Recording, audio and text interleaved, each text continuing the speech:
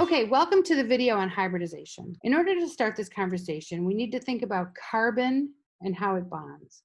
So typically when we think about carbon, it has 4 bonds. And if we think about that in terms of the electron configuration, specifically the valence shell electrons of carbon, we have 4 electrons in the valence shell. We would fill the S and then we'd fill the P one at a time, like that. The electron configuration of the valence electrons for carbon. But for hybridization purposes, what we're going to imagine the valence electrons for carbon to look like is more like this. And so if we take a look at what we have there, we have 1 S and we have 3 P. So the hybridization of a carbon with 4 single bonds is going to be sp3. So now if we step forward and think about a double bond has a carbon sigma bond, and then it also has a pi bond, which looks like this. Then that goes out to bond to the hydrogen. So now our carbon each has a filled octet. And so we have this sigma bond shown here, and then the pi bond shown here. So that is a carbon-carbon double bond. And so in this case is when we have our valence electrons and we fill those valence electrons, what happens is we have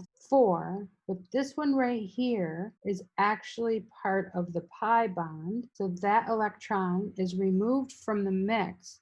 And what we have left is 1 S and 2 P's. And so now that becomes sp2 hybridized. And so sp2 hybridized is when we have 1 pi bond involved. And now if we step a little bit further and we talk about an sp hybridized carbon, or a triple bond, our carbon-carbon still has that sigma bond. And in this case now, we have a pi bond, just like above, located here, with electron density here and here above and below. But then we also have a pi bond in the front and in the back. So it's hard to see. I'm not very good at drawing these three-dimensional things. But you can imagine at a perpendicular angle to the one that's in the plane of the board, this piece is going into the board and this is going out of the iPad. So you can see it coming towards you. And then of course we can't forget there's an additional sigma bond here to the hydrogens. And so this carbon-carbon triple bond looks like this with a H on each side. And we'll draw our valence shell electrons here. And we have,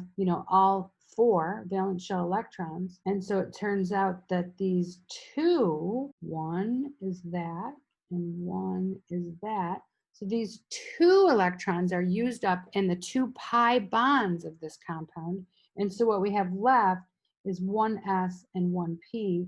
So this one becomes sp hybridized. And so if we go back and look at what sp3 hybridized carbons look like, that's going to be a carbon with 4 single bonds, and those bond angles are about 109.5, and that's going to be called a tetrahedral. And if we talk about sp2 hybridized carbons, what happens here is we have a double bond is a bond angle of about 120 degrees and trigonal planar. And if we talk about sp hybridized carbons, we have the C triple bond C. This bond angle is 180, not degrees C, sorry. This bond angle is 180, and this is called linear. If I can just quickly show you a little bit of a trick when you're talking about determining the hybridization of any atom. You can look at the molecule. Let's compare this molecule to this molecule to this molecule. And so if we start up here at the top with the sp3 hybridized carbon, and we count how many things are coming off the carbon. We have 1, 2, 3, 4. And so if we have 4 things coming off the carbon, we need S, and then we need 3 P's. So that's 1, 2, 3, 4 things coming off the carbon. 3 P's and 1 S, so that's 4 things coming off as sp3. Now if we step down here to the sp2 hybridized carbon, let's talk about how many things are coming off of each carbon. So here's the carbon we're going to talk about. We have 1, 2, 3 things coming off that carbon. And so we have to put in 1 S, and then we need 2 P's. So we have 1, 2, 3 things coming off the carbon. So that is going to be sp2. If we step down to the sp hybridized carbon, we take this carbon right here. How many things are attached to it? 1, 2. So there's 2 things attached. So we have an S, and now we only just need 1 P, so sp. So this one is going to be sp hybridized. And so that's a little trick. You can take a look at the atom you're trying to figure out the hybridization, count how many things coming off of it. If there are 4 things coming off of it, it is sp3. If there are 3 things coming off of it, it is sp2. And if there are 2 things coming off of it, it is sp.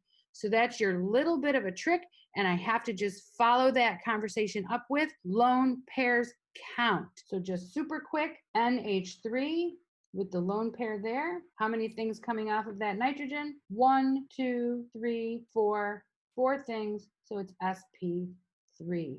So lone pairs count. I just wanted to give you that little hint. Okay, good luck with this.